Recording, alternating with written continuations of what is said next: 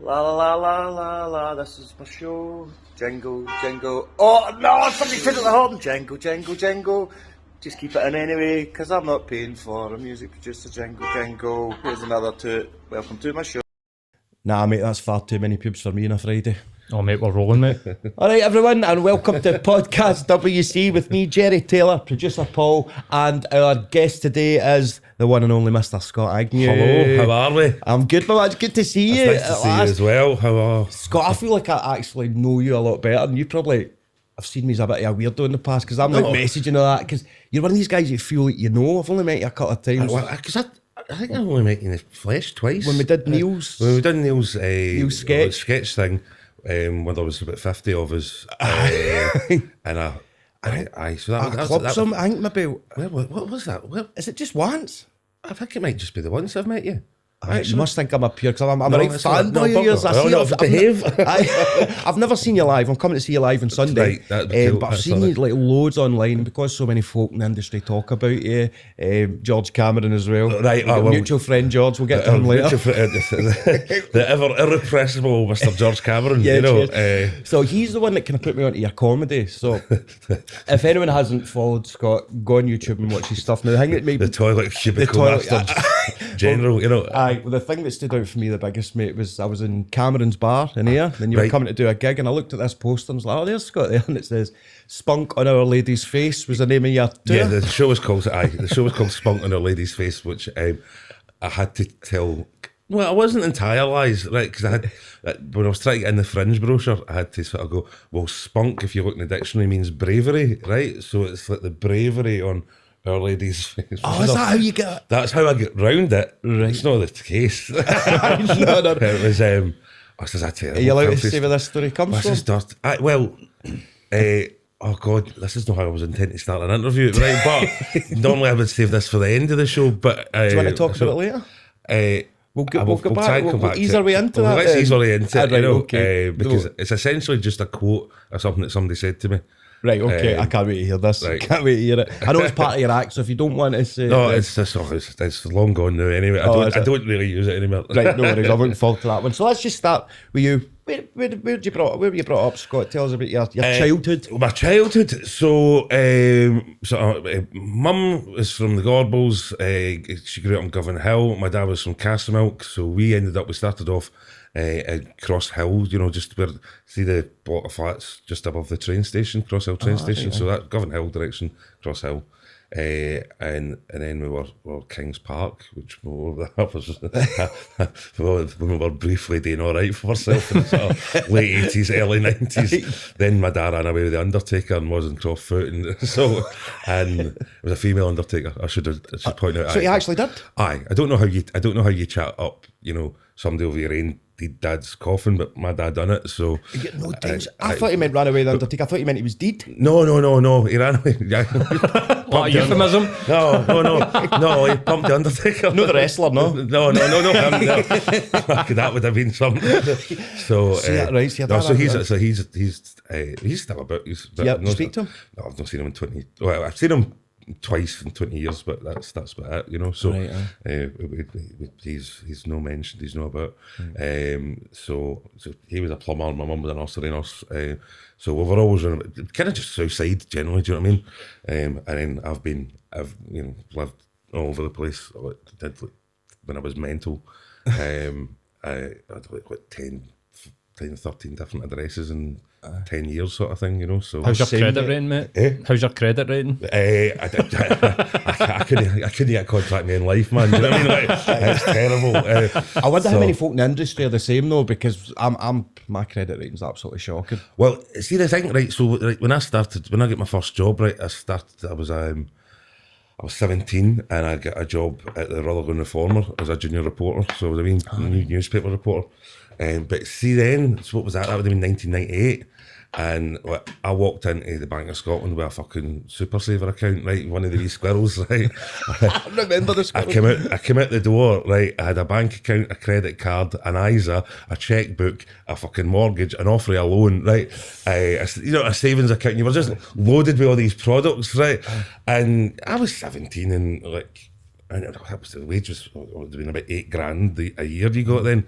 But you could essentially get credit for about 50 or 60 grand, do you know what I mean? And you could do all sorts of wee tricks with checkbooks. You must have mate. your cash guarantee card that you got with your yes, checkbook. and you had to break the wee magnetic strip along the bottom so that it would take an extra day, and then you could get cash back and a check and all sorts of I was nonsense. the same, mate. Yeah. I went to uni.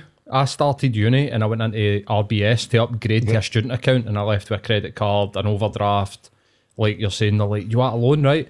And I was about to say it's a wee bit unfair because working class Waynes don't know how to manage money. But I'll tell you what, I figured out pretty quickly you could get a score out the cash machine and go in and do cash back in the petrol station as long as it was past midnight. So I think that's bullshit. Like, we knew how to manage money, we just didn't know how to fucking, you know what I mean? Looky We pokers. just didn't know how to hold on to it or pay it back. We could manage money as long as it wasn't yours. Aye. But no, it was. So you suddenly had this access to all this cash. Plus, it didn't help. I was all the rest of my pals had went to like college or uni or something like that, and I had like a job. Do you know what I mean? And so that 8 grand made. So like, you know, you'd be the big spender when you were out and all the rest of it, and then like. So by the time I was 23, we were like drowning in debt and miserable. And Is that how long you were in that job for? I was there when I was about 23, and like I'd bought my first house, but then like after, I think I only had it for a year, and you're like, tons of debt, and I got this house, and how am I going to keep my house, and blah blah blah, and then like my big job was getting a job at South Lanarkshire Council in their PR department. And you're like, right, that will sort everything out, and I was in that job a week, right, because I'm like, just within half an hour. You could just feel your inside fucking disappearing, and you're like, oh, I'm going to be dead on the inside before I'm dead on the outside, do you know what I mean? And I threw a sickie on the Wednesday, came back in the Thursday, Friday, and then it was a Monday morning, and I was like, I'm going, can't do this. I'm actually ill at the thought of doing this, and then I just had this all light bulb. I'm like, right, what are you doing? You know, you're trying to rationalise everything. You're like, what am I doing this job for? Right, why? And you're like, that's because you've got all that debt, and you've got to, you could stick at this job for like a year. You maybe be able to clear the debt, and then you've got to pay for this house. And I was just like, you could just sell the house, right? Just like that, straight on the phone. Pack my job in, put the house in the market, and then that was so. That was a thing, you know, because it turns out I didn't own my own toilet, right? So I didn't own my own toilet, right? Because it was a ground floor gable end flat, right? And the council years ago had obviously knocked through and put because it was what used to be the old wash house, right? So they went, or the outhouse, the toilet, but they knocked through the wall and it became my toilet, essentially. But nobody had ever changed the title deeds, right? So in theory, everybody up the close owned a sixth of my toilet, right? So, and this house had been bought and sold 1 million times, right? Nobody had ever bothered. I went to sell it, and some arsehole fucking solicitor went, oh, it turns out there's a bit of a problem with the deeds here. It seems that he only owns 1/6 of his toilet. And you're like, well, fucking, they should have taken their turn of fucking cleaning my shitty bowl, do you know what I mean? So in theory, they were entitled, if they wanted to have access so they would, if they wanted to, they could have knocked my door and go, I want to get into the toilet, and I'd have had to let them go through the hall. So for 1/60 of shite, though. For 1/60 of shite, I know. You better nip that. That's crazy. How did you get around it? Did they just all go, it's fine? I ended up, there was like 2 sales fell through, and this was desperate because I was like in so much debt. Now I didn't have a fucking job either, right? And you're like that. This is just the walls closing in all together. So we ended up, we dropped the price, and like, the day that the money came through, so like, I didn't, like, by this point my bank accounts were frozen, right? And I'm like that, right? So the money went in the account, cleared all the different debts, and I was like, it was a Friday afternoon. I'm like that. Can I like 300 quid out, you know, just to keep me going for the weekend? Oh, well, we're not sure where this money's came from, you know. I mean, and I'm like that. It says there, fucking Passati Jones, fucking solicitors, right? So I'm up to high do at this, right? Properly on the edge of a breakdown. And all right, and we've got a letter to prove that it was for sale. I was like, what if it was inheritance, but I had to fucking wheel the dead body in to prove that and all, right? Oh, blah, blah, blah, blah. I'm like, right, get me on the phone to somebody. So and it's a Like, if you just leave, you can sort this out. And I'm like, I'm going nowhere until they're holding my money hostage. We're shouting and screaming like a madman. And so eventually they get something, they all go, all right, we've unfrozen your account. We see everything's been settled, blah, blah, blah. And like that. So how much was it you're wanting? Man, a whole fucking lot, right? So like a madman, I then like fucking tens of thousands of pounds just in cash, stuck in the back of a backpack, wandering Rutherglen Main Street like that. And it then get flung in the back of a cupboard, which was because The cash, aye. I thought you aye. meant you. No. So that was probably the first time I'd realised it was a proper sort of mental breakdown, that you just sort of walk out your job in your house, and do you know what I mean? And then you're screaming in banks. So, but it was still my money. Still, though, but I get that, because see, this is what they should train banks in this. Because see, when someone comes in, they can be at their most broken moment, their wit's end, and I have been. It's the same with doctor surgeries, with receptionists, right? They need to be trained with the sensitivity, because go, right, this person's in here, their life might be over in their head right now, but they're still like, have you got any ID? Have you got this and that? And it's the whole attitude that you get. That can be your breaking point. Well, that was my breaking point, because it had been like fucking 8 months, 9 months with nothing, like fucking scraping by, just, you know, robbing people, and it was, that was the day I'm like, yes, it's all sorted, sort of thing, right? And I just wanted 300 quid out, do you know what I mean? Like, that was mine, and it was there, and they were just, oh, I've got these protocols, we're going to make sure, and I'm like, you know, I'm like, I can't believe, because I got myself over the line as far as I was concerned. That was it. Well, it was sorted, and then now, it hit you at the here's, blue. I know, and there's another fucking punch to the balls, you know. And were you drinking and all that, and during these times as well? Any drugs that involved? Not that. No, the drugs came later. Oh, was that later on in life? I dabbled. Anyway, Aye. Did that come with a I dabbled, backpack? but it was never. What was that? Did the drugs come with a backpack? No, I had never been addicted to drugs at that point. It was just, it wasn't until later on. Aye.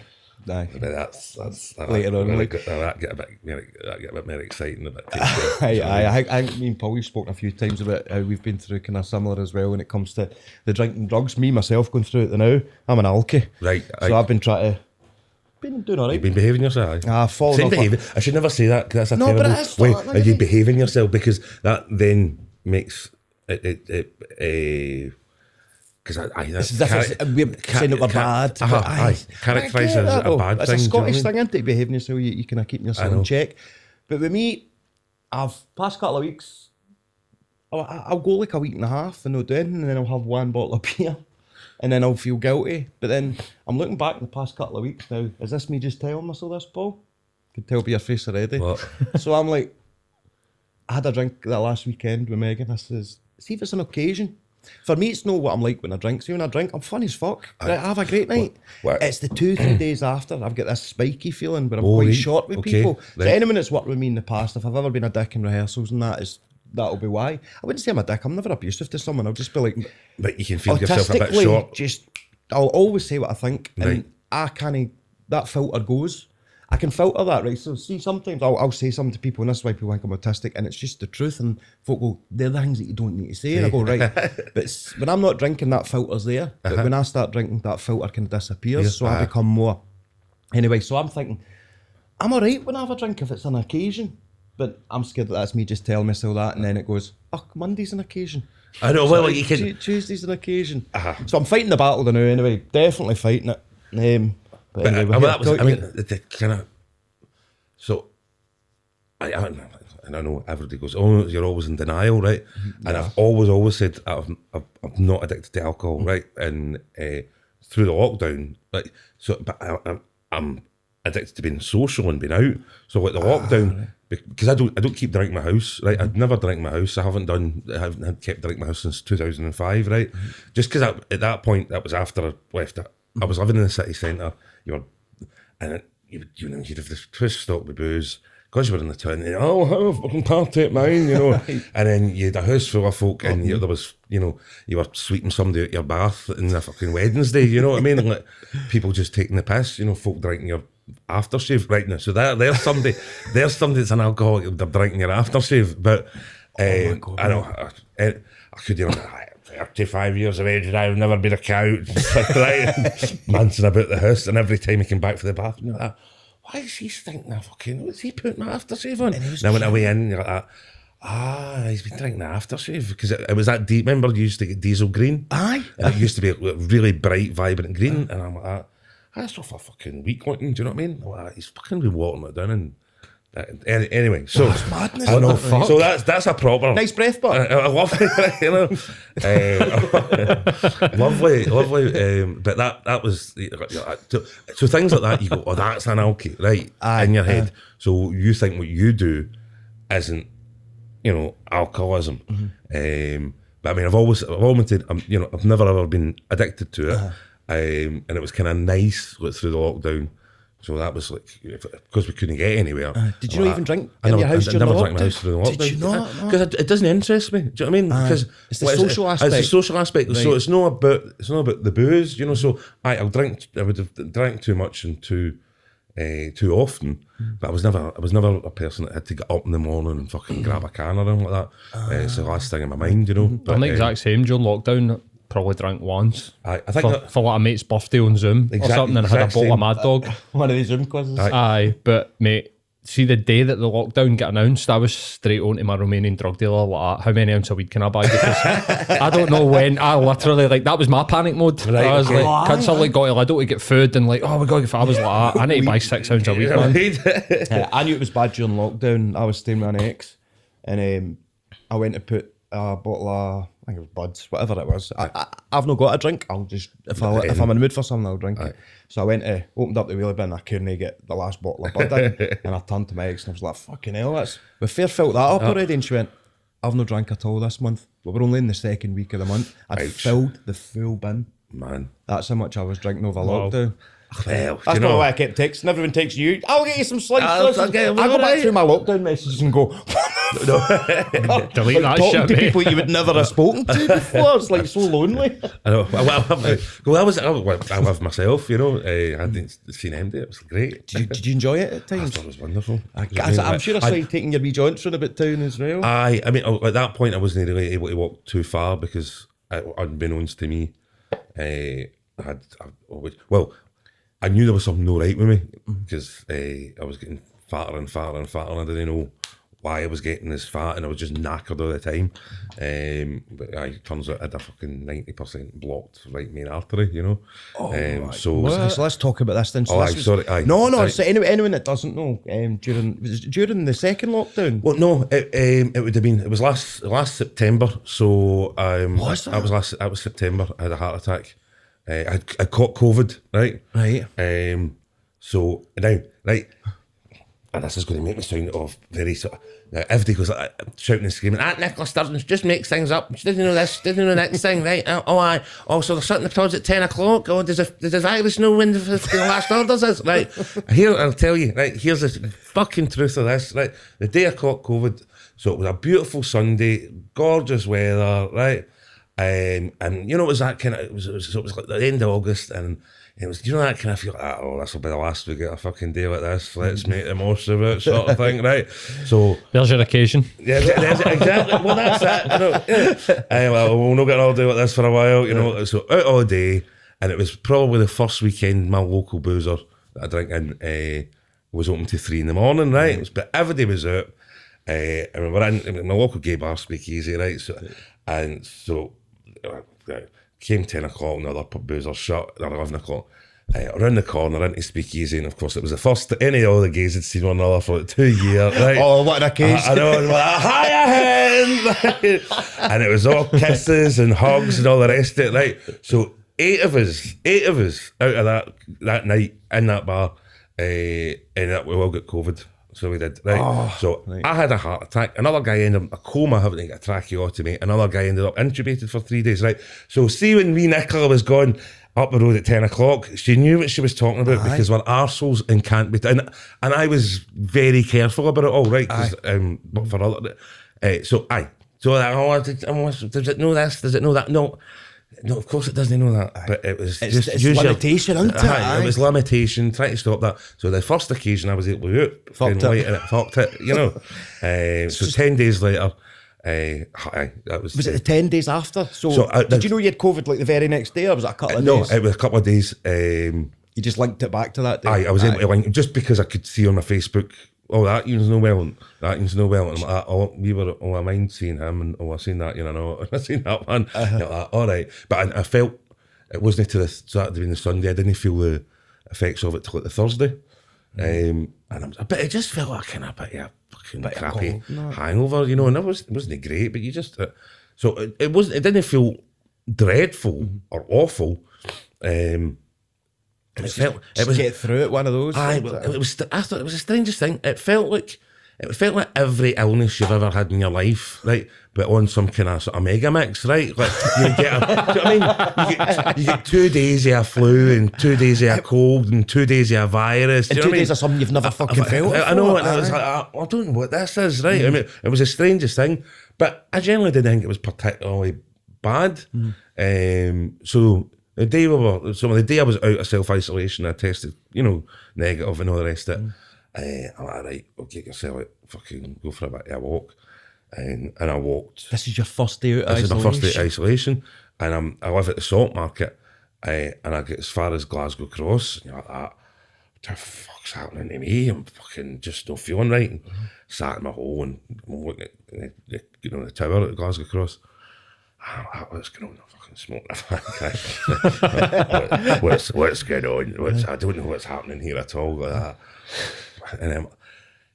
And actually, it was a nice day again. You're like, you've not been out of the house in 10 days. Go across the road and get a pint.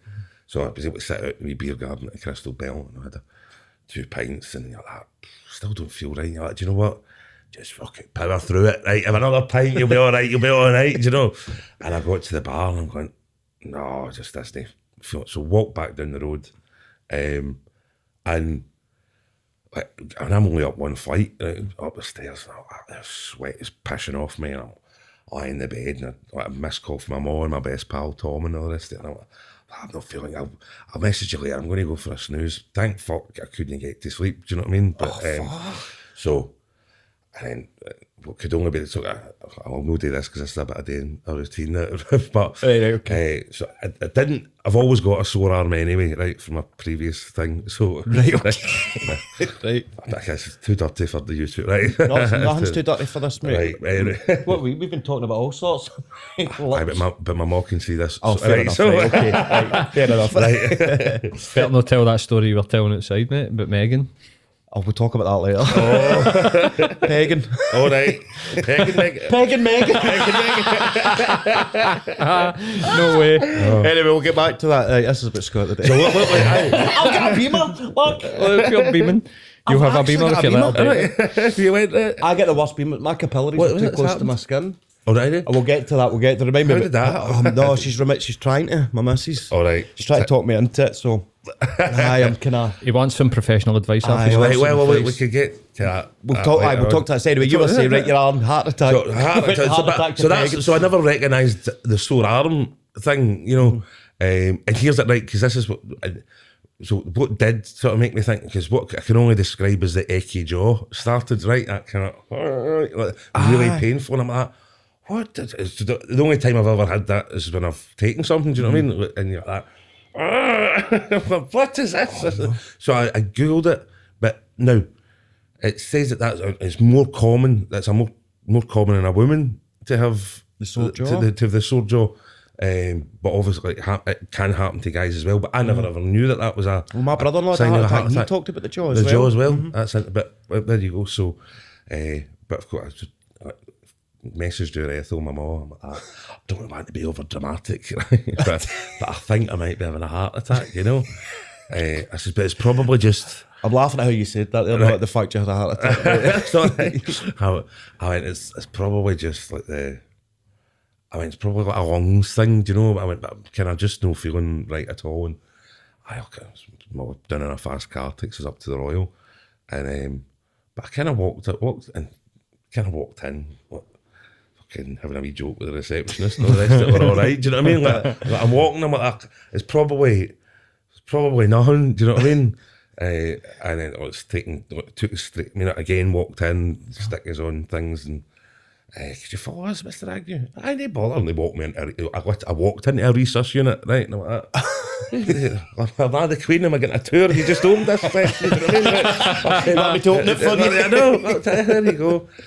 No, you're having a heart attack. And then from there, it just went skyrocketed. Like, sweat pissing off me, vomiting. And then it was... Do you think because they told you, then the body started to go? I don't know. I right, think it was just ramping itself up. You know, it was obviously just it was a wee warm up, it was doing a wee run up. You know, You maybe had a panic.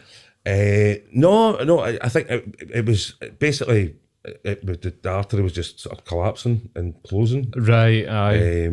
So because they looked at it and we're taking you over to Jubilee, and I get in the back of the ambulance. And I was, and when this is the last thing I remember was that, can you put that headrest down? I quite fancy a wee lie down. Fucking did, right? So I then woke up and I'm looking at the ceiling and I'm like, is that us at the Jubilee? That we never got to the car park, mate. You know what I mean? Did you die? So I died then, and so they took us back into the. So they brought us back round, took us back into the ambulance. And when I get into the ambulance, and I know, and the paramedic, he looks at obviously his ECG thing. He's like, "Oh, big man, that was a beezer." What? He went, "That was quite spectacular. I need to keep my eye on you." And then I died twice again in the back of that van on the way to the Jubilee. So I'm lucky, you know. You played this down on Facebook. No, I would have been fucking. I died so many times. Do you remember anything for dying? Did you have any experiences? No, Any lights or anything like that? No, it was what I remember of it was just a kind of soft, gentle black curtain. Do you know what I mean? It was quite, that's how I could describe it. But they'd given me morphine and all, so that was all right. Do you know what I mean? So don't know whether that played a part in it, but it was 3 times. So that was 3 times. I don't remember.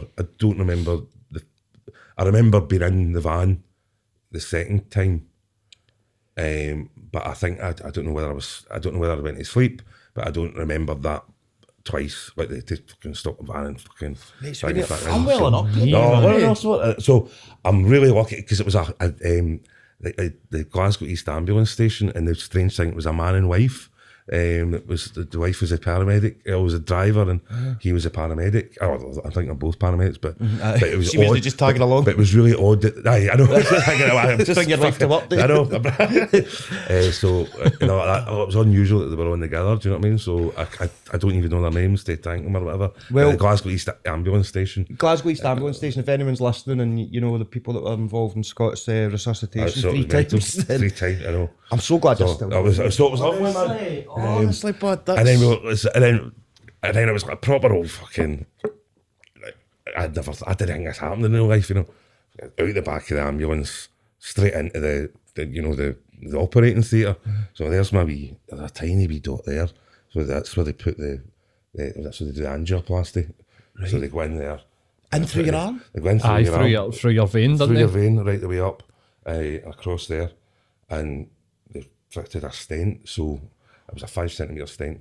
That keeps the valve open, does it? Aye, so and it was mental because obviously it's just a wee balloon that opens it up, and as soon as they opened that wee thing up, you're like, that was that. Time for a pint. I know. Who's for a drink, you know? How long did they keep you in for? 5 days. So it was, but it was. But the best laugh is they wheeled me in, and the only thing I really remember, I remember all of it, but the only thing I remember getting said is I got wheeled in, and the surgeon's like, "Goodness, what size is he?" Right now, and I'm like, "Next time we talk about woman's weight, right?" But what they meant, it was my heart. So that it's because, and I never knew this till later on. So that's a 5 centimetre stent. The average size of a stent they put in is 1.5 millimeters. Aye, right? So millimeters. So 55 fucking. I know. It's 55 millimeters. Your artery must have been almost shut altogether. Right. So, and the best laugh was, as I understand it, they only make stents up to 38 millimeters long, right? So they've actually, literally, the side of my bed, or the side of the operating table, fucking made a thing stuck to together. So I've got a cut and shot stent, right? A fucking Arnold Clark number, right? Allegedly, a cut and shot. Right, I know. And you're like, that's amazing that they were able. So that's what they was meaning. Like, so they've built this thing, and I'm like, that's Special built fucking, for you as well. I know. So I was, yeah, it's just like the precision and the thinking on your feet like that, and you're like, that's really amazing, man, you know. Oh, outstanding. God love the NHS, and then my mate. mom- Honestly. And your mom coming down. What was she like? So when I get into they took us up to the ward, and so she was fucking up to idol. She didn't. She's actually that's Scott. Scott, you know, when my sister was there as well, and she's like, I mean, I just didn't know what was going on because she just walked in there, and then the next minute they're coming to get me and saying that they're taking me to Jubilee, and you know the doctor says, you know, if there's anything you want to say to him, kind of now's the time to do it, right? And I'm always like that. And she went, I'm really sorry. She went, because I couldn't think of anything. I had nothing. Mate, I was like, all right. And she says, what did you say? She went, get him in the bloody ambulance. So that was it. She went, but the thing was that the bit that got me the most was when the two policemen started blessing herself, right? And I'm like that. Oh, come on, you're hallucinating. There's no way there was two Catholic police on the shift together. You know what I mean? But that was genuinely, that was like, she remembers that. Oh, we behave, you know. It's all right. You behave yourself. See hearing that. See if I had to, somebody said to me, think of your last words to tell your boy. Boy, I know. And it was, it was difficult because, like, I mean, I've made attempts in my life in the past, you know, I've 3-4 times, you know, and it sounds that that was always something to relieve sort of my pain, but I never ever really seen and thought about the pain that you inflict on somebody else, you know. No, so that was, and you know, and that's a kind of incentive. You're like that, right? Well, I know that it's been on the table for me in any way for a long time, you know. Life affirming. Aye, you know, and just sort of being really kind of appreciative of your friends and the family and the folk that you've got around you, and because you're having to be there for a close friend of yours just now who's going through something really bad as well. So is that kind of? Well, I'm sure they were there for you as well. Janie's been there for me a million times, you know. Janie Godley we're talking about. Janie Godley, right? Janie has been there, you know, since I first started stand up, you know, and I sort of get pals with Ashley, you know, as well, and because she would only maybe been 14 at the time when I started, you know, and Janie, like, when I was on my bones, my arse, I was diagnosed with HIV in 2015, and I fell apart, you know, broke up with my partner, lost, you know.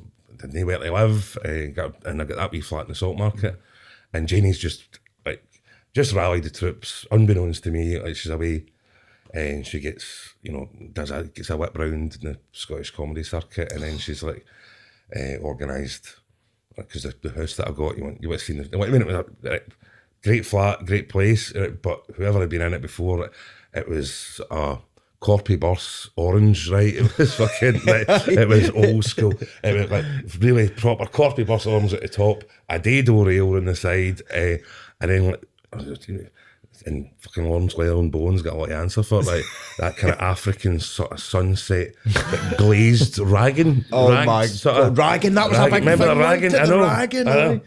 Ragging, so the fucking thing was a riot, and then the bedroom was like fucking deep dark forest green, right? You might as well have just written depression on the walls, right? It was just so dark, and like Janie came up and she went, we need to get this sorted, right?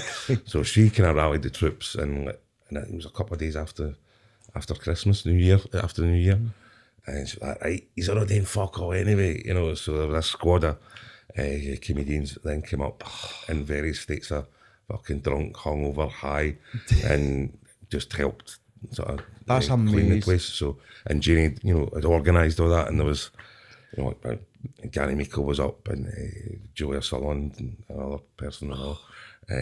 So there's a real family spirit when I know a lot of the comedians don't go on. It's the same with actors. You've got groups on that don't go on, some do, but when it comes down to it, you all kind of stick together. That's why I say, look, Jenny, all the best to you, and we're all thinking of you, and good luck in your recovery. I know, because it's been difficult because, you know, I just had that heart attack, and she was having a tough time as well. And then she got the diagnosis, so it's been difficult. I think both of us trying not to burden the other one. Do you know what I mean? But you know, but we just send me messages back on and forwards, and aye. So It's good to have friends like that. It's mad when you say that. It's going back to like the burden. It's a real Scottish thing. Like you going into hospital going, to what he is. But I might, we could literally give you a knife in your throat, right? An axe in your head and go, I might be getting a bit carried away, but he's a paracetamol. I don't want to be over dramatic, but I'm about to die 3 times in the back of a fucking ambulance. Do you know what I mean? Fucking hell, mate. it's not too much trouble, you know. I love the kind of, I don't know if you call it irony, but because you were doing all the rolls and sausage posts and people thought you were posting it every day, and then you went, by the way, I've had a heart attack, everyone's obviously going to be going, I know. He's dying for his art here. I know but the heart attack was in the post, right? Was that just the lifestyle? I mean, it was in the post from sort of previous. I mean, like, sort of my early 30s. I spent 4 years injecting sort of crystal meth and MCAT and things like that. So as part of the sort of gay party scene and all the rest of it. So I was away down at Livingstone, and you know, it was through that scene that I contracted HIV. Was it through a needle? No. Right, It was, You all right talking about this? Aye. So 2014, did you say? 2015 I get diagnosed. But 2015 actually, because I know I can tell you the date, if you like, the date and conception, if you like. Right, I guess. The date conception, then the day I seroconverted, which is the day that you're the HIV starts to take over. You know. So is there a period between Like when? that's called your seroconversion, right? So you go from you be zero. Oh God, because I used to work for a charity, and I'm a bit rusty, but try to remember all the terminology. So that's the day that you know the HIV is actually overwhelmed your system, you know, and start. So that's the day you become HIV positive. Right. So essentially, it could actually sit, lie like nothing happened from that, you know, but it was replicating. So that was the day I fell ill, which was the 14th of February, which is fucking Valentine's Day. Some folk get chocolates and flowers for their fucking Valentine's, right? But so, do you know what I mean? Right. Can we call the podcast HIV for Valentine's?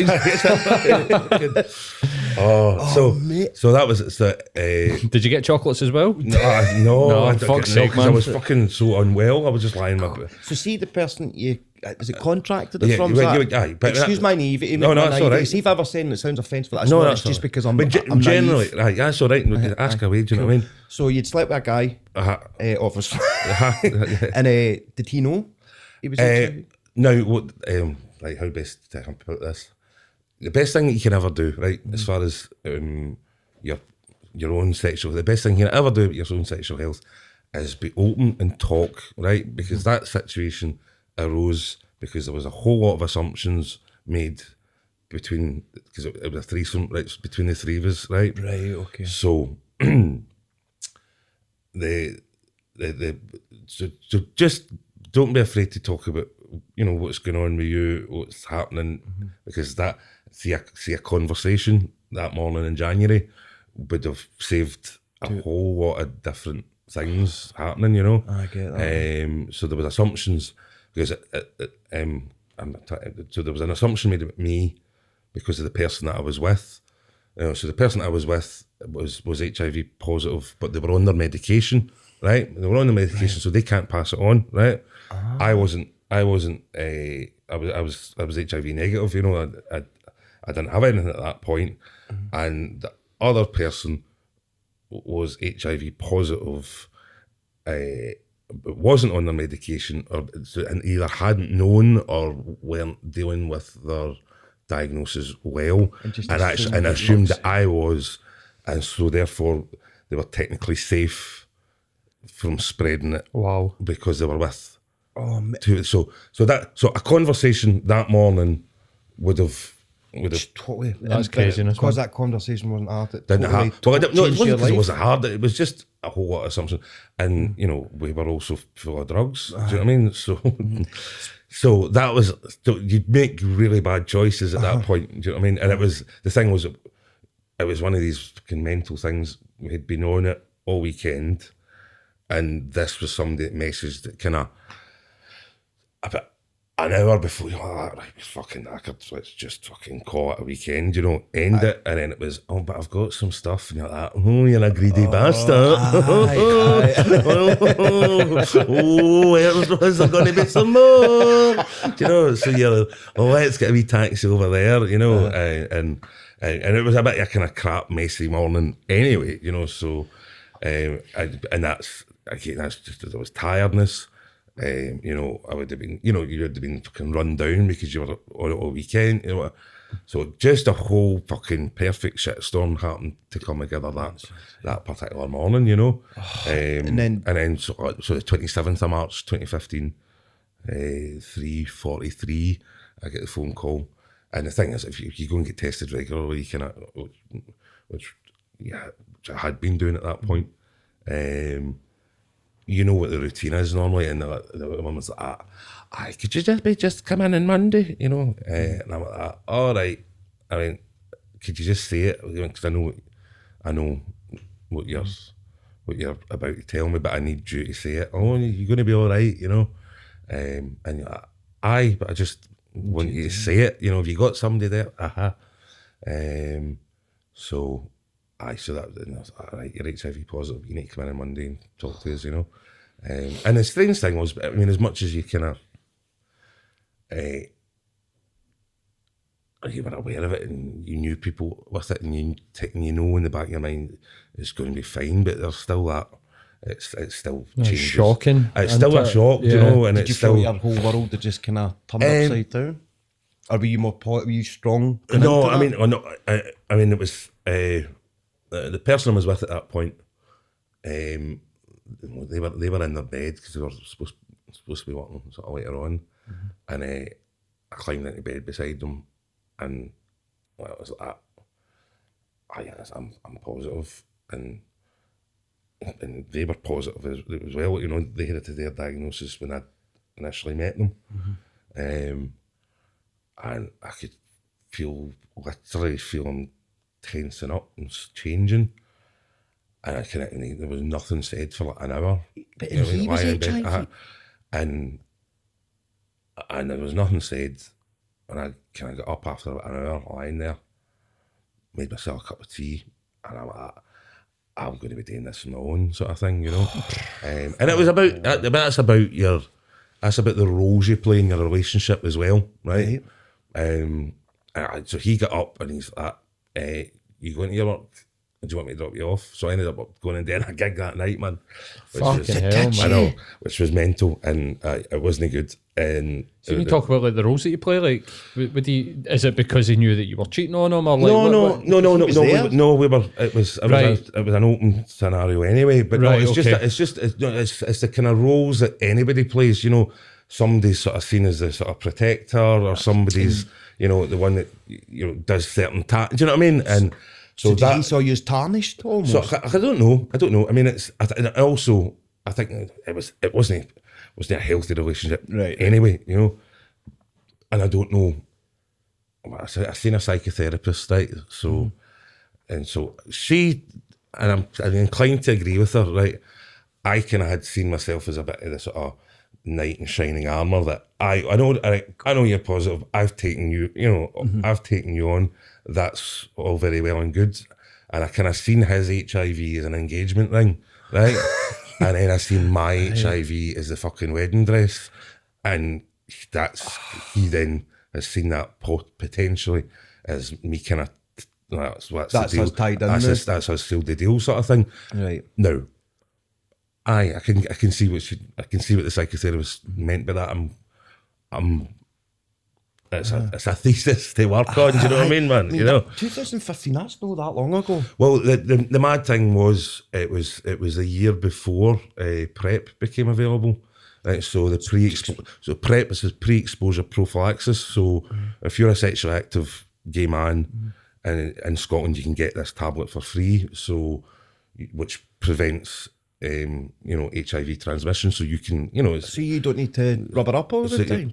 No, I mean, obviously, you rubber up because you could have other STIs. Obviously, right? sorry, yes, promote safe sex. God, this is me still in my fucking I feel like I've just been tailed after the school. No, but you should anyway, right? But no, it protects against, it prevents against HIV. Right, okay. So if somebody's on that, then they can't contract HIV.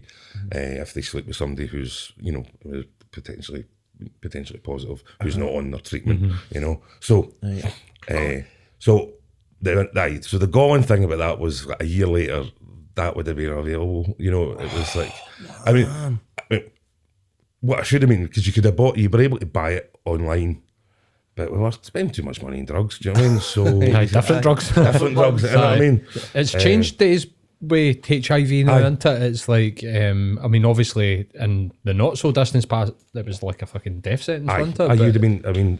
I mean, we've been, and this is, and this is, I'm trying to think how best to put this. You've got to really appreciate what the science and the work that goes behind these things, right? So, like, you know, in the 80s, there was no treatment. There was fuck all. You would have, you know, you would have been almost certainly dead.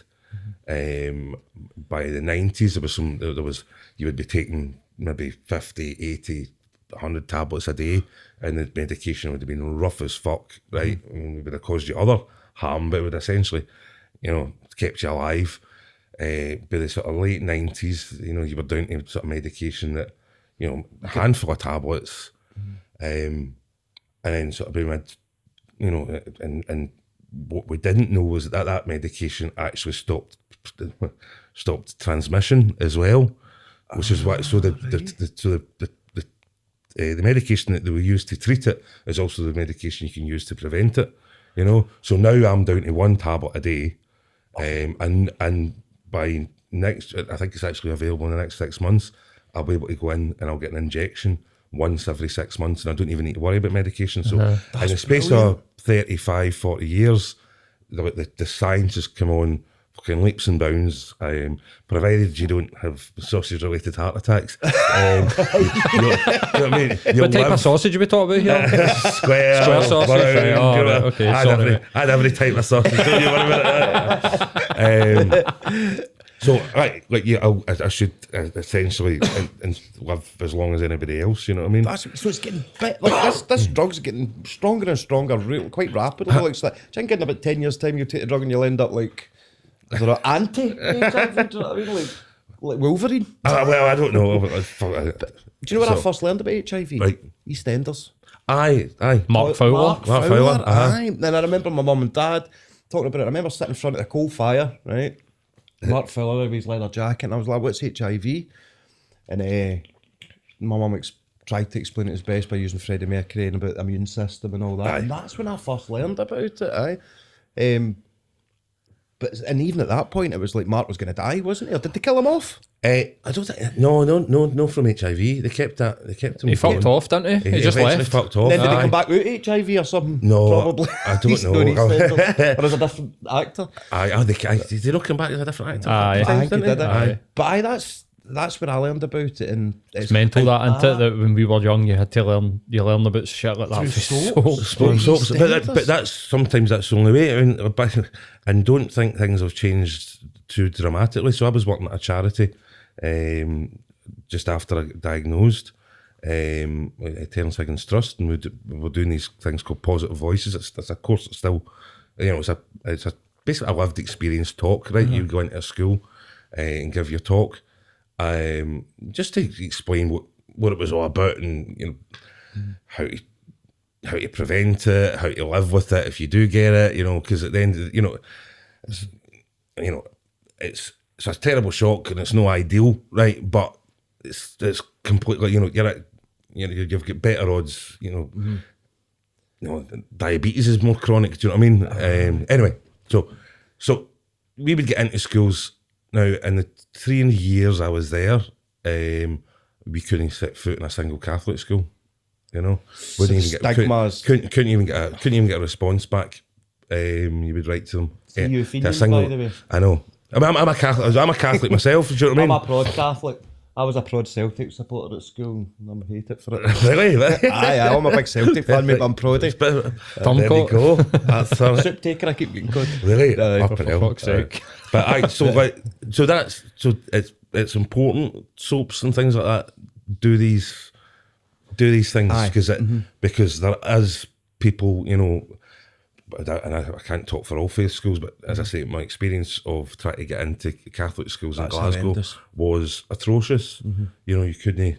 They wouldn't. They've got their own. They've got their own curriculum Agenda. Well, I know. I think there's a lot of stigma. There's an assumption that, you know,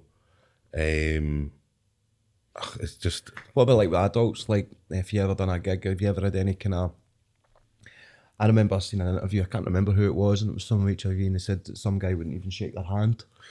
It's that whole, can I catch it? Is that still a thing? I mean, I think that there's an element of it, you know, and the THT will have tons of sort of facts and figures. You know, there's a lot of sort of ignorance about, you know, like, you can contract it by sharing a fucking toilet seat and things like that, or sharing a mug. But you know, these are just, and it's funny. You can also have your own self stigma as well. What kind of, and I caught myself doing it. Like, and I was up at my sister's, right, and my mum was there and my two nephews, and I think I'd kind of got there late, and it was, I think I'd been working, I'd got there late. It was like a fucking, you know, roasted chicken, a breast of chicken and totties and all the rest of it, and wee Jude, who wasn't eating his dinner earlier, right, but Uncle Scott's sitting, and suddenly he's like, oh, can I get a wee bit of the rest of chicken? And I started to freak out myself. Because you prepared that? Because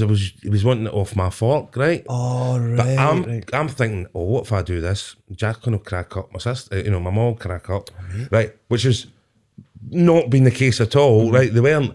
And I'm like that, oh, what am I going to do here, right? And I'm fanning about, give me another fork, and, you know, blah, blah, blah. And when my sister went, just go and feed him because he's not eating anything all day. Right? He's not even thinking Not even that. thought about it, right? But that's all going on in my head. Do you know what I mean? So, So that's 7 years? that's 7 years. So it'll be. And you talk about it a lot in your stand-up? I Not a lot, but when you... I used to. I did a whole show at the festival called "I've Snapped My Banjo String." Let's just talk, right? Which is some folk. I actually felt that. I don't. Do you know? Have you ever done it? Aye, that was a quote as well. That was queasy, but no, don't talk about these. I've seen a guy bust his banjo. I've bust mine. Seen it, It was in the bad, army. It was the sorest. Well, all I can say is thank fuck I was full of drugs when I done it, because I Nice can't blood. imagine how it was. Like, honestly, it was. The guy's nice kind of white wall was. It was like a Jackson Pollock, man. Right, just straight across. Like proper primal screaming. I know if I'd been earlier, you might see me go a lot paler now, but don't worry. Sorry. I'll get in between something. No, I love this kind of stuff, right? So broke your banjo's fine. So and because he hadn't realised what was going on, I was behind him. Anyway, so when I came back for the shower after half an hour, I tried to, and he's like, what's happened there? I was like, I've snapped my banjo string. He's like, what are we going to do now? We'll just talk. So that's how we get the title of that show. I've snapped my banjo string. Let's just talk. Right. So Brilliant. So anyway, How did we get on that? I don't know. Where were we going? No, Paul's good at this. you said I spoke about it in my stand-up. That's right. I spoke about your stand-up. So this is the perfect time to talk about this poster that I was talking about Right, earlier. okay. So the next one was, What was it you called it? it was called Spunk on Our Lady's Face. Got to know the story behind this. Right, flipping hell. You like to hear this? Aye, mate. Right, this is going to be like a routine, right? Right, okay, go for it. So, See, while you're doing it, do you want a jelly? do you want a jelly? Why? Right, well, wait. I got this jelly. Do you want a jelly? You still fat? No, I'm alright, mate. Why can't he eat the Mate. jelly and talk, can I? I got you can eat and I talk. got you the low sugar one because I didn't know what your diet was like because of your heart attack. Did Oh, you- that's perfect. Did you bring spoons? No, because I'm going to do that thing that you just suck it out in one. Oh, what are we doing? Scott's going to be showing off his skills. You just tell us. Well, yeah, how long I'm have you been out of practice. His grinder's going to go mental after this.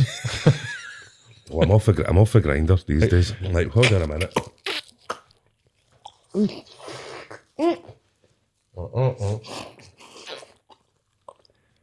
Fuck's sake. I can't swallow that one. Oh, that's for the ASMR, look. That's fucking rank, man. Some folk will wank over that, mate. Wouldn't they? I'm doing it right now, mate. I'm doing the pocket, the pocket billiards. That was quite nice. Yeah. Right, anyway, so I... Right, so the show was called Spunk in the Lady's Face now, and it was kind of me talking about sort of growing up and the sort of impact of that sort of Catholic, going to two kind of Catholic schools and how it plays in your mind. Anyway, so I'm in Edinburgh. I'm on the grinder, right? The gay dating app. I'm on the grinder, and I'm like, right. And there was a guy, right, and I'm like, oh hi, right, fucking like look at you, and he was posing beside a motorbike, right, and I'm like, all right, and it's like, and I'm like, well, you must be in this bar, do you know what I mean? Messaging backwards and forwards, and he's like, no, I'm like, no, can you see me? Aye, I can see you. Oh, where are you? Right, where are you? He's like, I'm right behind you, and I turned, and I'm like, fucking, that's a wee tiny guy, right? But just short, right? Was that a wee toy motorbike? What fucking size was that motorbike? Do you know what I mean? A micro machine. Anyway, Hot Wheels. and he goes, and he's like, right. He went, do you want to come up with mine? And I'm like, aye, all right. It was an Irish guy. And he's like, do you want to come up with mine? I'm like, aye, all right. Went, just you wait here. I'll go and get my van, right? Now, it's at that point you should probably go when somebody's like, come and wait till I get my van, right? So I get in his van and I'm fucking driving through Edinburgh, like, seems like for ages, 20 odd minutes, 30 minutes, and pulls outside this house and he's like, can you just wait here? And I'm like, aye, all right. And I'm sitting in his van, right? And I'm like, do you know what? He's going in there, you know what it's like, see when you've got a tidy house, right, and you've just changed your bed sheets, you never get your shag, right, you never get your hole, right? It's when the house is fucking mocky, and I'm like, he's in there fucking kicking cats into wardrobes and things like that, tidying up, right? He's away, that's what he's doing. And then I get a text message like that, if you could just make your way to the front door, I've left it ajar, right? And I'm like, Of what? I've left it ajar, right? Oh, right, I've left out a jar. No. What the fuck's going on here? So I gets to his front door and I push the door open and like right the way up his hall, right, it was like laminate flooring, but like a proper old, like a kind of church carpet, a big rug, right? All these wee candles, all lit right the way up the hall, and it was just all the wee kind of wee Catholic trinkets in the wall, all the wee Marys and the some different saints and things like that, and I'm like, fucking hell, right? and I walk into the bedroom, right, because it's the end of the hall, and he stood there in a jockstrap with a crucifix, right, which was kind of rounded off and kind of rubberized. Okay, we can see where this is going. The power of Christ compels you. Don't give Megan any ideas. And he's like, and he's like, oh, and he's standing pulling his pudding, right? So he's already prepped. He's Pulling his pudding. with the crucifix, and he's pulling his pudding. And he goes, are you into this? And I went, I don't really know what this is, right? I just sit in the bed. I'm like, I'm fucking here now, right? And the last train's gone, so well. And he's getting quite, and then he goes, do you want to see my tabernacle? I went, I think I can see it fine for here, right? But he goes and there's what I thought was a drinks cabinet. I was hoping it was a fucking drinks cabinet, right? But it was a proper old school fucking tabernacle at a chapel, right? And he opens it up, and inside it, there was like a 4 foot high statue of the Virgin Mary, right? But there was a hole drilled into her, right? And and shall we say, he finished himself off, right? And he's like, oh, I'm really sorry. Nobody normally hangs about this long, right? I get excited. Right? He then turns to me and says, would you like to spunk in Our Lady's Face yourself? Right? And that's how you get an Edinburgh Fringe show title. Oh my god! Oh wow! So that was strange. Oh wow! Is that your worst experience? Well, No, is that your best experience well, on do you know Grindr? what? Actually, see after he get his thing, Well, he sat down to me, there's a nice wee sandwich and a cup of tea, because I'm like, I'm kind of stuck here now for the night, do you know what I mean? And with a nice wee blether, and interestingly, like, he was Northern Irish Catholic, and had real kind of issues between his sexuality and his religion, and so this had sort of manifested. I know shit, mate. Fuck me. But I think what I really want to know is, did you come in her face? No, never. Did you come at all? No. Was it just, no, Was it just one of those? I'll leave him with that one tonight. Aye, well, so, when the kind of moment was gone, do you know what I mean? And but no, let's go sit in a nice blather. Have you ever spoken to him since? No. Have you ever seen him pop up on Grindr? I have seen him pop up. Aye. Can I ask you some questions about Grindr? Right, on you go. We We were talking about Grindr recently, and we right? want to ask you some things because we've had a bit of heat. Right, on you go. Oh, have we? I didn't know. No, we had heat, but you were going to say something earlier. I mean, I've now not been on it for a good couple of years now. Right. Completed it. I completed it. I done. I said at a house party. I said, like, my mate left his phone unlocked. This is when Grindr just sort of kind of was not really fussed about, but in the zeitgeist now, everybody was kind of talking about Aye, it. so There's this- 2012. Aye, would have been we were this in like a house sort of- party. We were all fucking steaming, and my mate left his phone unlocked, and I was like, "Use that phone," and we downloaded like Grindr, linked it to his Facebook, got his Facebook account, his Wayne's and all that, like his profile pictures. Right? But it was like, right, I've been single and used dating apps. I've never experienced anything like this. So like the phone went in fire. It was like burn, and we'd put like straight guy. Well, that'll And it was that like- will have added to it. His as profile well. was him, his missus, and his two Waynes. Right. And it was just pure shows your dick and just obscenities. It was a mixture of like people, Obscenities. people being like pretty disgusting and obscene, or people just sending photos, just random dick pics just coming through. Is that what it's like? Aye, it's seriously like a fucking tsunami of cocks. Is it like they'll tell you how Just like, you Listen, turn it man. on, you're like that. Fucking penises. Right, okay. I mean, but the strange thing is, but that one, like you've experienced it slightly differently. As soon as it's a new face or a new profile, everybody's alerted to it, right? Right. But see, like when if you put it on where you live all the time, like it dries up. It dries up, so we Right, say it right, slows right, down, right, right? right. But if you're but it's amazing. You go to a new town, like, particularly when Didn't air. well, whenever you would go, whenever you would be one weekend to the next, when we were gigging, you would be away down south or something, and you would stick Grindr on, you were a new face. So if you moved about, it's quite good. But if you're in the one spot, it's like kind of just that cunt It again. peters out, right? aye, So it's all the same people that's on it, Often, aye, Right, aye. okay. I mean, as I say, I've not been on it for a few years now because right? You just half men then, or you just no, I mean, I came off it because it was difficult trying to get off the crystal meth and the injecting, right, right? aye. So because that had then become so kind of interlinked that.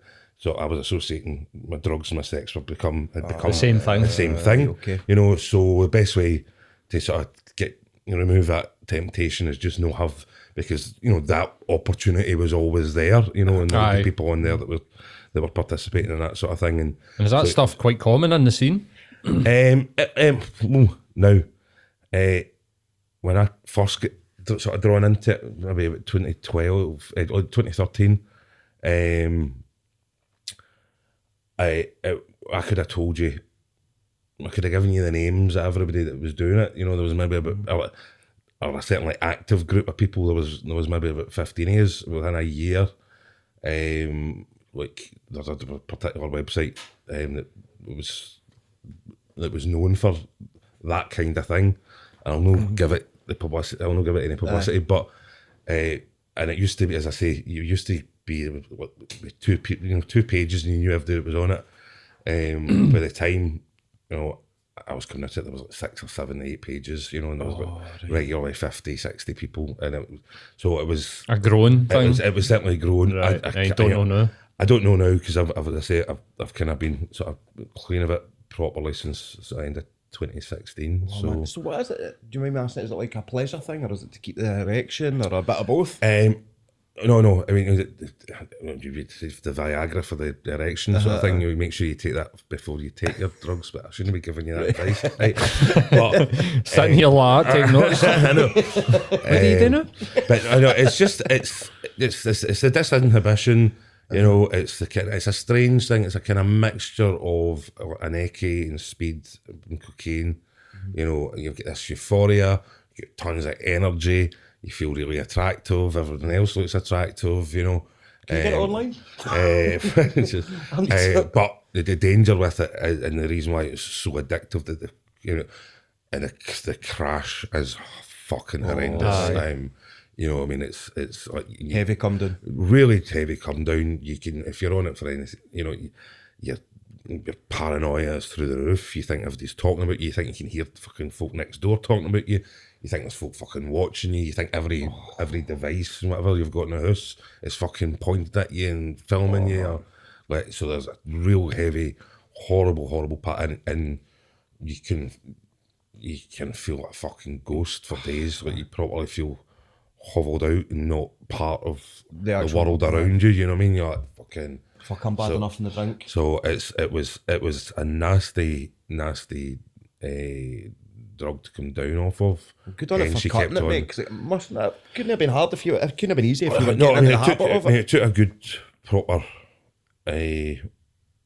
proper, sort of long year of, and it was strange. You could kind of, and you just had to do it a bit at a time. It was like you know, you try and well, that was 2 days I went this time, and then right, I've managed a week. You know, and the most difficult part was actually the for a bit of a reason, the 3-week mark.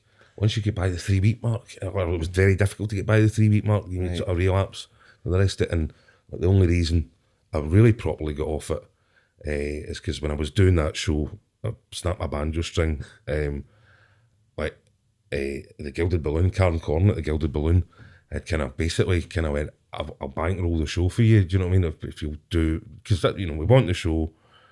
They supported me. You know, they showed a lot of faith in me, but I obviously had to fucking square myself up, do you know? And I knew I had to get through a month at the Fringe without doing anything. So that was kind of the goal. And I kind of managed, and I think the last would have been sort of June 2016. And my plan was, right, the weekend before the Fringe, you can go mental, and then you'll get 4 weeks. Like somebody starting a diet. It starts Monday. The diet starts Monday, right? But I got an offer of a gig, so I couldn't do it that weekend. So it never happened. It was middle of July. Sorry, so it never happened. And I think the previous time I'd done it was the middle of June. So the weekend I'd planned at the sort of middle of June didn't happen. And then I went to the Fringe and had a fucking cracking run with that, and you know, and then I was asked, was it Go Fast or Stripe, and made a DVD. They wanted me to go down to London, so that meant I had to kind of stay sober again for another week in September, to get there. So before I knew it, I had went from the middle of fucking June all the way to September, and then my mate. Beautiful big mate, I know from Manchester, beautiful big Welshman, Robin. Actually, he's coming on Sunday. He's coming up from Manchester to see the show. Nice one. So, and is he coming himself? I'll sit with him. Aye, he's coming himself. Tell me sit with me, Megan. He's at the evening show. You got the evening show? 4 o'clock. Oh, you're 4. Right. Aye. Anyway, we'll promote that soon as well. So big Robin, he came to the recording of that, and he's like, right, let's go and get pissed. And he had a friend's birthday party to go to in Brighton, and he's like, right, you and I were going to Brighton. Which was never planned. Fuck it, well, weekend Brighton. So, and we were just on the ale, properly having a right good old drink. I got lost. I ended up in somebody's house away out in fucking, right, I lost them for this nightclub on the Saturday night. Got together on the Sunday. We ended up, we found some, get chatting to some Lithuanian guy, and he ended up in the three sharing a bed, right? So the Monday morning we were fucking just rat-arsed. But what a fun weekend. And it was the first weekend in 4 or 5 years I'd really genuinely enjoyed myself. And it was like, this is really nice, right? And there was no drugs involved, just a ton of drink, you know, this is kind of normal. This is really, and as much as I'm hungover,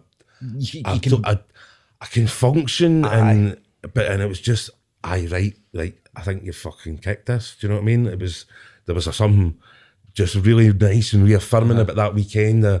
No being bothered with the politics or drugs and trying to get all your fucking paraphernalia. You Do you had know that what I mean? first pint into it and you go, right now I need this, I need But it was so nice though, and I'm like, oh, this was a proper good fun weekend. And I've not had that for so long because I was, you know. So was this last night?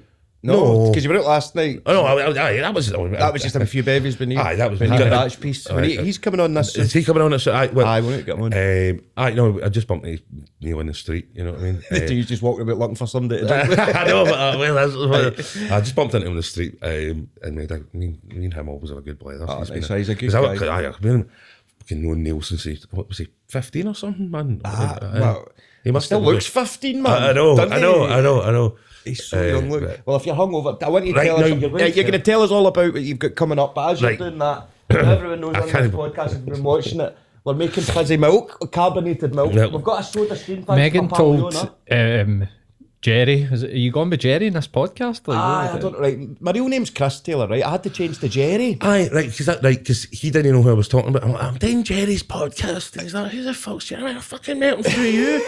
He's like, who are you talking about? I mean, fucking guy. And I'm like, Took him a while. and he's like, oh, Chris.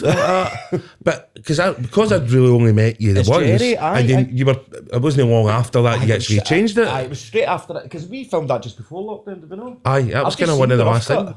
cut. Have you? I've just seen the rough cut. It's good. But Sketch we Megan did. told Jerry that fizzy milk tastes like cum. Right, so Now, Right, we've got now, no point of reference for Well, this. you've got, Connoisseur. connoisseur. we spit it or?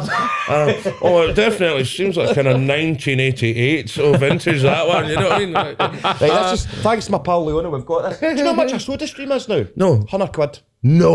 £100, mate. They were about £20. I know. What do they know? Used to get them an index. They put high. Index fucking hell. Apparently, The past index. These are what put the Alpine van out of business. Did you Was have it? an Alpine Yes, van? we did Alpine van.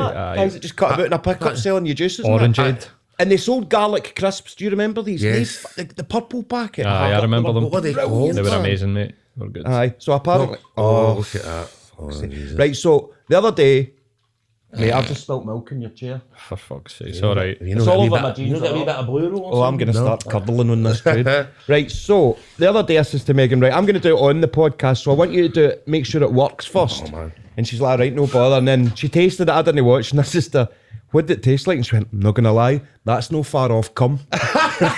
So, now, I'm not going to lie, I've tasted my own cum once. Have you, Paul? He's just fucked off out I the know, door there. they don't No, have once, that. I don't think once when I was young, I was about 14, I went like that, and I just went, do you know that way? I was like, it's enough. But I was like, do you know what it tasted like to me? Do you know that Arm & Hammer bicarb toothpaste? Yes. I thought it tasted a bit like that. Aye, I get you. Anyway, is he actually fucked off and doesn't know? I think he has just Right, fucked good. off. It's like the teachers. know, we can do this. We can date his see if he's getting in his pockets. What's I've not. Right, I've no. I don't. Had you ever had this? Do you remember this? My pals always had one because Right. we were working class. We didn't get a soda stream. No, we never got because The closest we got to that was farting in a can of cola. no, because we get we get the Alpine van run. Alpine van, man. And they made a fish van that would come in and all. I see. We didn't have fish vans, no for where I was, but I hear a lot of folk from Glasgow talk about the Aye, fish van. we- Did you have a we- fish van that came about? Aye. We had an ice cream van that sold fags and all that, but Aye, nothing. aye, Is that true to you, aye? you didn't think the ice cream wars was about ice cream, did you? Oh, right enough. Was that how that? People used to go and get 15 quid cones. See, you know I talk about Des Dillon all the time, right? So he was, you know, Des Dillon, the right? Aye. He wrote Sing Aye, Up, yes. but he did stand up for a bit Aye, actually, but aye. he gave up. He hated anxiety before it. But he said his claim to fame was he bought an ice cream cone off Fred West. Fucking hell. Fred West apparently married somebody for was it Coatbrig? Her Aye, name was was that- Kathy Costello. Because I don't know how. Well, what? I'm not trying. Oh, Because he lived in Brighton, didn't he? was it Brigton Aye, then? it was Aye, and he Brigton. had an What? ice cream van Fred in Glasgow, West? Fred West. He married a woman in Glasgow. Because there's a bit of a working theory he might have been Bible John. Right. I was going to say, it's the- he might have been Peter Tobin. might have been- No, but Peter Tobin and Fred West were two different people. That Tobin thing's been dispelled now. Aye, aye, aye, apparently. definitely. He's definitely not him. He said to a cellmate in Berlin that he was Bible John, and then but they did like a thing with a map where Aye. he had murdered somebody in England like the next day after a Bible John attack So it happened or couldn't something. So have they been- were like, no, he's just talking shit. Do you know there's a place? But there's also, I think there was actually, well, they've checked his DNA against some, you know, like, there's no way. Aye, they've like disproved got- it. Do you know there's a burial site in the back garden, right? And they did this big documentary about it, and they went, look, we've connected all the dots, and he lived there. We think this body's here. And do you know the council went, no, you can't dig there. So they're still up until the police go, right, we can open this investigation. So they're trying to get it open, but there's another one some, right? Don't know What if is that's enough this? or no. I don't know. I mean, Right, so is this, it's I don't, it just, it's carbonated. How do you? How do you get it out? Oh, hold on. oh, It's a twist. That's no fizzy enough yet. no, I don't think, that just looks like, It just looks a bit bubbly. aye, bubbly milk. Bubbly milk. Bubbly milk. Would you like some bubbly milk? All right. What you got coming up, mate? What gigs? Obviously Sunday. Can you send us When does this go out?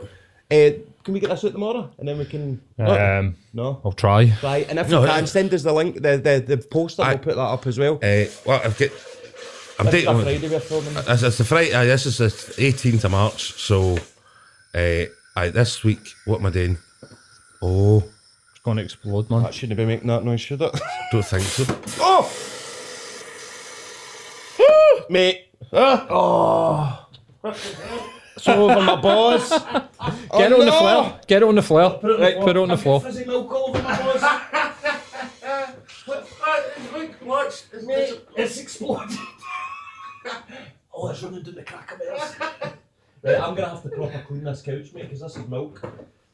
There we go. We've got. Right, aye. It's alright on the flare. I can fucking mop the flare, but I try not get it on the You want to fucking go chair. first? Right, sit in front of your camera, right? Oh man, these are my new jeans too. Oh no, I'm gonna. Sorry, you put them in the washing, mate. You'll be I'm alright. actually gonna have cheesy boys by the time Put- we get in. Right, there we go. Fizzy milk.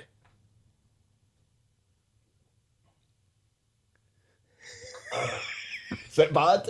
That's just fucking fire, man.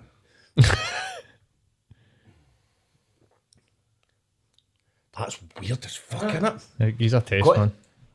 I think the aftertaste's not quite bad, actually. It thickens it, it makes it dry. It Aye. makes it creamier. See if It it's, does give a salty kind of taste. but see if it's cum, right? Oh, that's fucking right. It's proper kind of pensioner cum. Do you know what I mean? It's like it's rotten in it. No, for you, mate, no. That's fucking real, man. But there you have it, folks. Fizzy milks. No, I don't have another bit. Oh, mate, how can you drink that? I think it's better than fizzy water. Fizzy water's got that kind of... Oh, because I don't.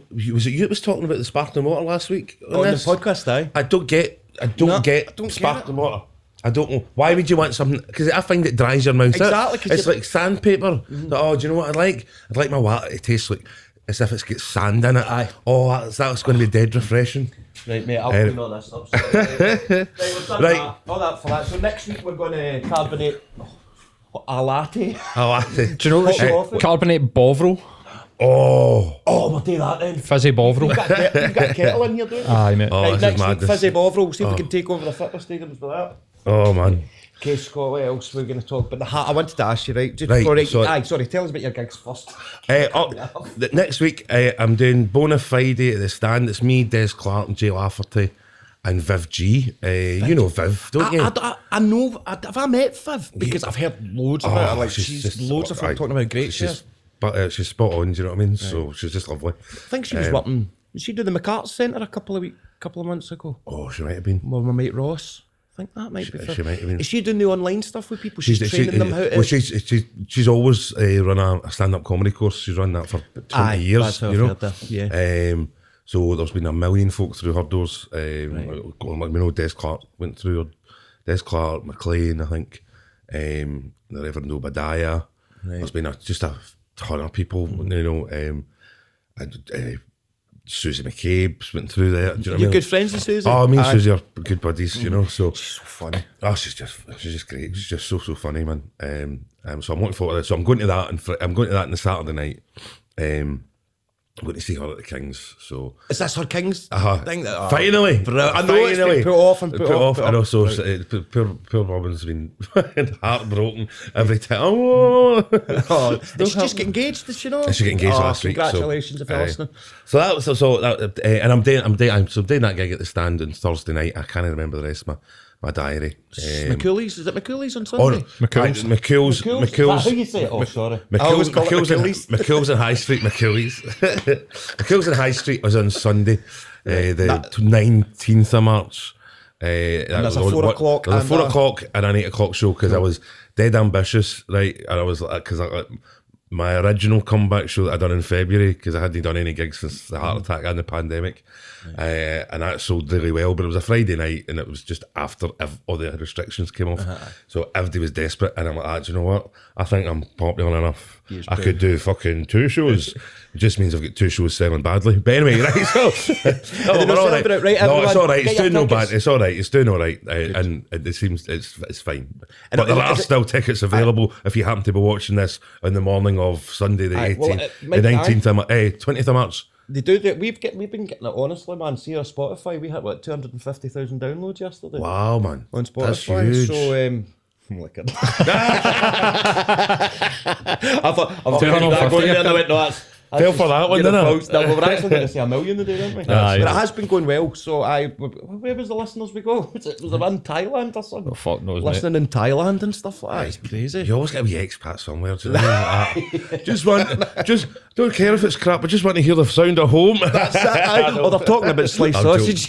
Jelly ASMR. I know. No, I forgot about that as well. Oh, jelly. How long have we been going? An hour and 20, mate. An hour and 20? 5 minutes? Aye, mate. Do you need to get away? No, don't need to You get get 5 minutes? Aye. Right, cool. what is it? Right, so... Because you made me tell that story, that dirty story, and now you've ruined his couch, man. I've messed a lot up today, haven't I? Anyway, you're I'm like a Tasmanian devil, man. I just come in and film. Imagine me on the drink. Imagine I come in here drunk. I can come better on it. Do you know what I mean? There's another excuse. I need to focus on everything I do because I know I'm hungover. And now I'm never hungover. I'm always like... Aye, that's it. Because that was always quite good when I was working on papers, and sometimes they were better, but you're like, fuck, I need to concentrate. So because I don't want to get caught out, so you actually fucking do your job. And you concentrated harder, do you know what I mean? Aye, I was terrible. I know everyone will ask you the same questions, what's the worst heckle you've had and all that, but what is the worst gig you've ever done? That's 2 separate. So the worst heckle, okay. Worst heckle's different for the worst gig. Right. And there was this was years ago, and it was up at the State Bar, and there was a wee woman, and she was like it was this kind of floral velvet sort of what would you call it, leisure suit sort of thing, right? And my comedy's quite confessional, right? Mm-hmm. So I'm always sort of pouring my heart out, but when you were starting out, there maybe wasn't as many jokes there as what you have now. Mm-hmm. You know, I'm kind of, and she just stood up and she's like, in the middle of the show, she was like, can I just stop you? I really just think you should get off the stage because I seriously think you just need a hug, right? What? Right. So, the thing is, you can't be brutal to that. Do you know what I mean? No. There was so much compassion for the woman, right? It was like, so you can't, and I was dying in my arse, and I was clearly just fucking, I don't know what I'd been rabbiting, whatever my most recent tragedy would have been at that point. Do you know what I mean? And I'm like, all right. And I just got off. I just went off, and then she goes, "Oh, is it the interval?" And she goes like that, and she's chattering away, and I think you need, to sort of refocus. And I'm like, aye, all right. And she went, "Can I take your address?" And I got a fucking Bible through the post a week later. Fucking hell, right. I got a Bible through the post. I know. It was a wee note, and it was like, she was a proper happy clap that you need the Lord in your life. And then say the Bible going, would you like to come in Our Lady's face? Would you like to come in Our Lady's face? Was that Bible Jane?